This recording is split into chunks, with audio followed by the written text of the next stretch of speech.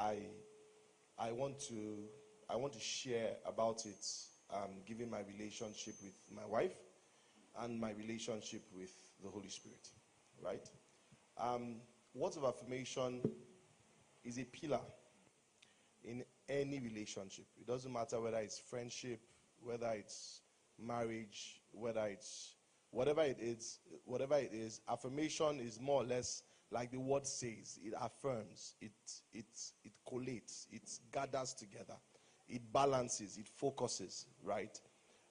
So words of affirmation are a constant in relationship because God has not made us to be perfect in ourselves.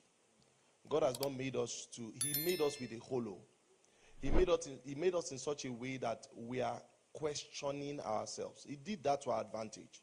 We are constantly questioning our abilities, constantly questioning our balance, constantly questioning our proficiency, and affirmation goes a long way, right, in keeping us balanced. Do you understand what I'm trying to say? And so if there is no affirmation in relationship, the person tends to feel unappreciated. It is so possible that, and this is the big thing about affirmation, the whole world can be against one man, and the affirmation of one person can conquer the whole world for him. That's how strong affirmation is. I'm saying that the whole world can talk against your husband, can beat on him, and he just gets home and he says, what did he say? That you didn't do you, my superstar, you, my odogu. Do you get what I'm trying to say? My wife started that lately, you know. And I'm going to say this about, it's something that she's done to me. I met my wife at a stage in my life when I was doubting myself. I was in doubts. I know a lot of you you probably just doubt yourself. But I was at that point where I was very afraid of failure. If anybody asked me, what are you most afraid of? I was afraid of failing. And most of the things, so being afraid of failure did not let me see myself in the light I was meant to see myself. Most of the things I could ever become were not thoughts from me. They were thoughts projected from all around me. And I did not understand the meaning of that until I read the Bible and got to the part where God said, who told you? You understand? It meant that God understood that thing about being affirmed, right? And accepting the affirmation. So, who told you? Is it what I said to you you believe, or is what the devil said to you that you believe? I am naked. Who told you? How did you get to that point? So, my wife was the first person ever to paint this future that I'm on a journey towards. Yes.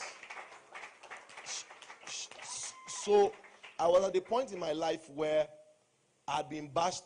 I was a very bad guy. My parents disowned me like 20 times.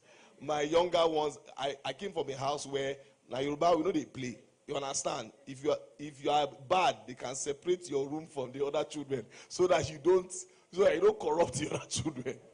That was how bad it was.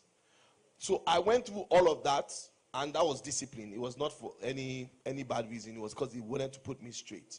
I went through all that, went through a primary school where the teacher felt, Bobola, what did they worry you? I was last position until...